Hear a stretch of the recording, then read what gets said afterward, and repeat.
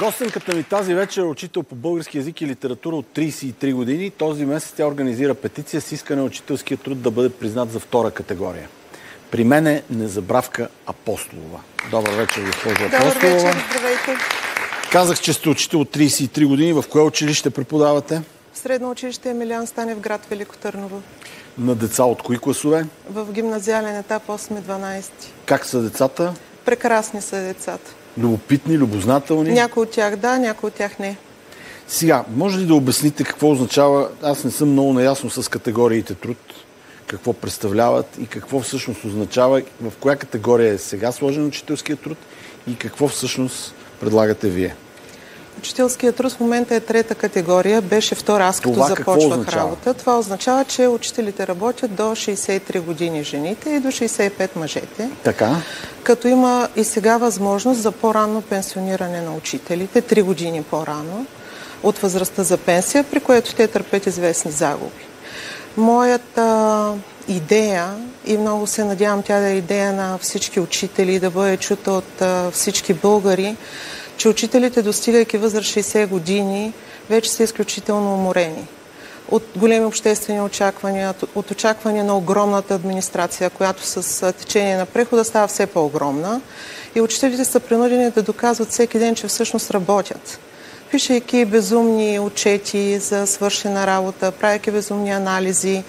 И всъщност времето за пряка работа с децата остава изключително малко, изключително на заден план. Бюрокрацията го изяжда. Бюрокрацията категорично го изяжда. И според мен системите в България отдавна не работят, въпреки че се говори за това, че българското образование трябва да бъде приоритет. Смятам, че то не е. Защото българското образование се прави от сърцати учители. Към този момент повечето от учителите са наистина сърцати и те работят само единствено благодарение на високия си морал. Защото 30 години преход направиха така, че ценностите в България да се преобърнат категорично. И знанието вече не е ценност и смятам, че всички знаят това. Така че моята пряка работа като учител всеки ден е да влизам пред едни очи и да им обяснявам защо е добре да знаят, а не просто да бъдат тарикати. Това е световен процес. Да, това е световен процес, но това не ме устройва. Образованието започва все по-малко да бъде ценност, което наистина няма да свърши добре. Аз смятам, че от всеки един зависи и в момента, в който на всеки един му бъде важно, това би се променило. Тоест, това, че да мине учителския труд от трета категория във втора категория, означава по-ранно право на пенсиониране. Така ли да разбирам? Да, абсолютно. Как се приема вашата идея сред колегите ви?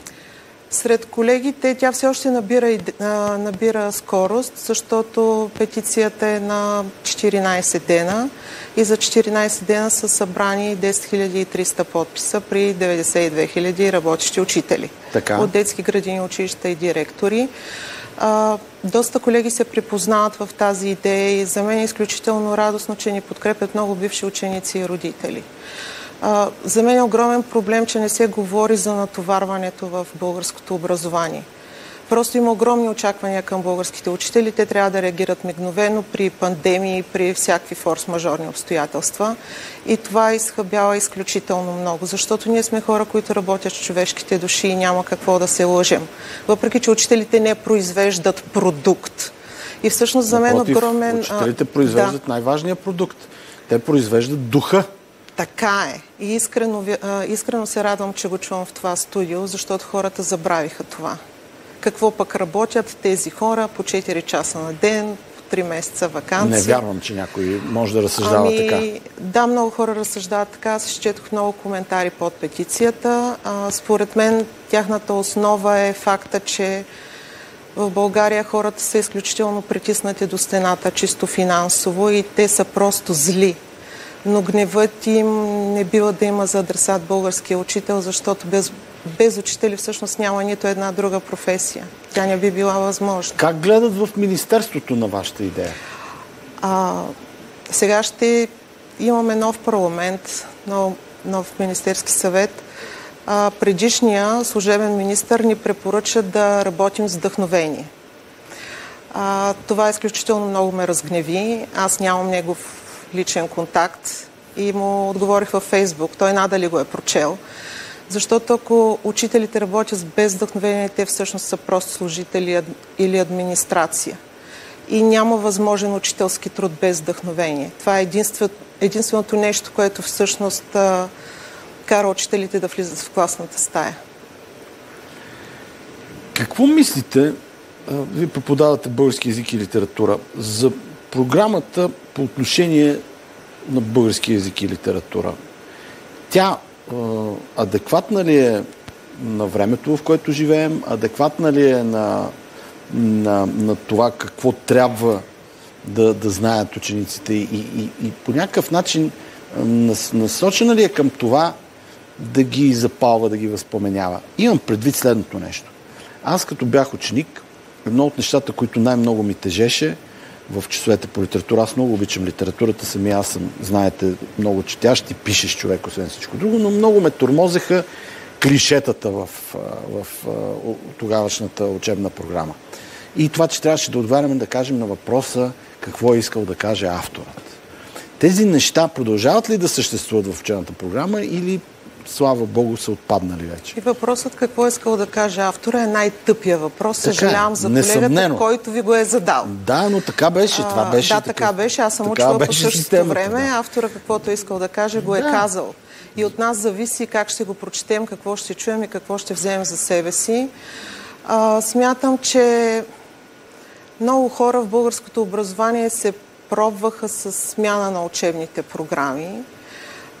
Аз работя в гимназия, учебната програма по български език и литература е изключително сложна. Чест и почитания за това, че бяха вкарани автори като Радичков, Стратиев, Петя Добарова. Това е чудесно. Децата много харесват Добарова по разбираеми причини, но все още не разбират Радичков. Също по разбираеми причини, защото Радичков има една дълбочина, една житейска мъдрост, която един тинейджър на 15-16 не четящ. Кое произведение на Радичков е в програма? Ноев ковчег. Той е пък Добре едно от най-сложните. Да съберем трохите на живота, но и тук влиза учителя. Да. Аз трябва да разкажа произведението, защото на въпроса ми кой е чел, обикновено не е чел никой, а не е чел никой, защото това е изключително сложна творба и децата губят интерес. Това не е четящо поколение, въпреки единиците деца, които обожават да четат, но те не четат тази литература. Ами не е ли редно пък да се види какво четат и към това също да се насочиме? Нали? Смятам, че е редно, защото тези хора, с които аз работя, са бъдещето на България и те ще вземат решение само след 5 години, като излязат от училище.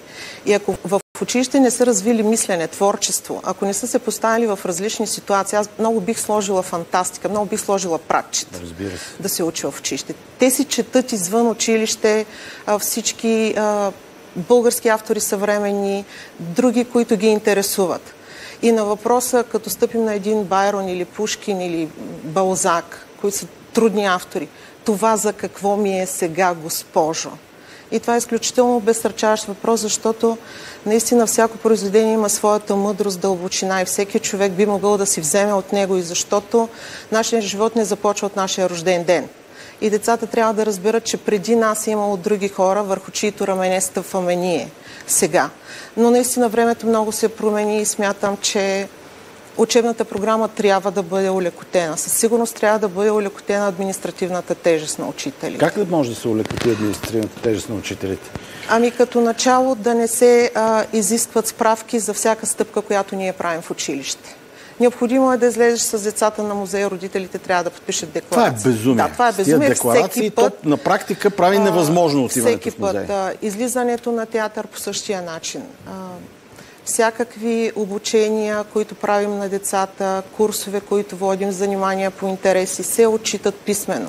Резултати от входни нива, класни и контролни, първи, втори учебен срок се отчитат писмено. Тоест целият труд на учителя храни една безумна администрация. Ние отчитаме пред нашите директори, те пред регионалните управления по образованието, те пред Министерството по образованието. Аз се съмнявам, че в Министерството на образованието... Дали някой ги чете? Да, някой чете въобще това. Просто се правят едни огромни статистики и те служат за образуване на някакви тенденции в българското образование, което мен лично ме владява, защото човекът, който работи с конкретните деца, е конкретният учител. В моя случай аз. Аз познавам уменията на децата си, техните способности, какво не им достига и моя работа е да го свърша по най-добрия начин, така че те да се чувстват сигурни на изпитите, които им предстоят. Да си представим за момент една такава фантастична ситуация, в която вие имате възможност да вземете няколко генерални решения за българското образование и без никой да ви пречи. Кои ще са първите 3 неща, които ще направите? Сега предвид, че съм автор на петиция за 2 категория. Това е ясно. Моментално. Добре, но другите 2 неща? Бих дала възможност на учителите, разбира се, на 55 годишна възраст да се оттеглят от училище или при 30 години стаж в системата. Това е абсолютно задължително, защото, пак казвам, труда е изключително изхабяващ. Сега, това може би ще прозвучи странно, но аз бих премахнала всички оценки в образованието, защото те развиват изключително бележкарски напъни. Децата, като станат да отговарят, каквото и да отговорят, въпросът е: госпожо, ще имам ли оценка? Да. И на мен отнема много време да обясня, че оценките са други и се пишат на друго място и основно след като завършиш училище. Защото ако мотивът е само да имаш оценка веднага, по възможност 5-6, разбира се, на теб ти липсва основното качество, а то е любопитство и устрем. Бих махнала оценките, като, разбира се, в края на всеки на всеки училищен етап и на всяка учебна година в края бих оставила изпити по всички предмети. Тук ме мрази целокупна България в този момент. Това звучи много смислено. Защо да ви мразят? Защото хората не са готови да ходят на изпити. Хората искат да получават неща по възможност бързичко, да.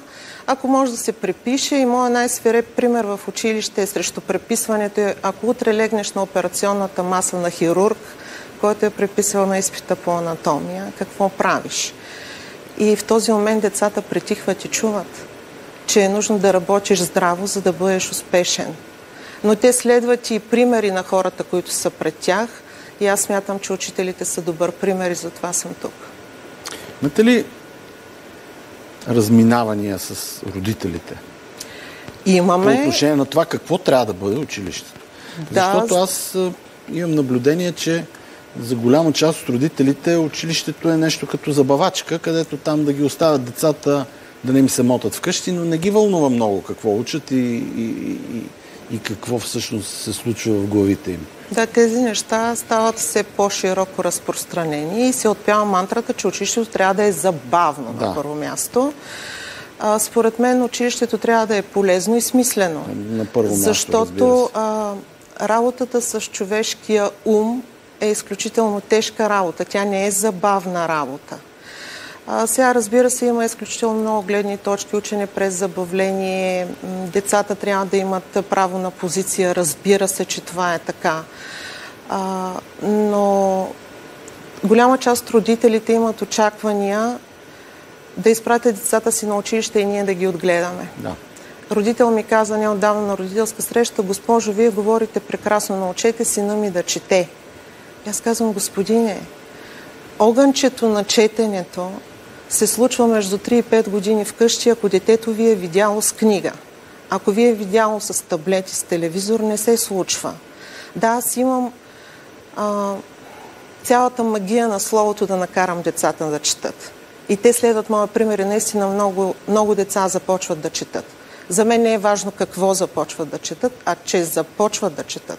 Започват да мислят, да говорят, да ценят езика си, защото се говори изключително неприятен български език. С малко думи? Да, с малко думи, основно 300. Те са за ежедневни нужди, за високи полети на духа – не. И ако нямат вкъщи библиотека? В повечето случаи нямат. Как да стане? Аз нямам нищо против електронните библиотеки, нищо против електронните носители. Под библиотека имам предвид общо. Точно така. Книги, нали, родители, които да четат книги. Да. И за 30 години образованието не е ценност. Защото дете в 5-ти клас, което може да се обърне и да каже на учителката си: аз като пораснаш стана тарикат. Нали си представяте за много какво тъжно. говорим? Тъжно е, да, но не е безнадежно. Защото все още има български учители, те съществуват и основното им качество е техния морал. Казвам го като учител, който работи 33 години това. Дано да има наистина повече учители, за които това, което правят, да бъде мисия, както е при вас, защото това не е обикновена професия. Учителството е кауза. Много се надявам, че е така. За мен е така от 6-ти клас. Лично за мен. Не мога да отрека, че не всички учители са вдъхновители. Както не всички лекари са лекари. Както не всеки човек е истински човек. Но надеждата ми е, че тези, които наистина са души даряващи светлина, защото на санскрит учител значи точно това, са повече. Иначе не би имало смисъл. Благодаря ви за този разговор. И аз ви благодаря. Представих ви една достойна за уважение българка, Незабравка Апостолова.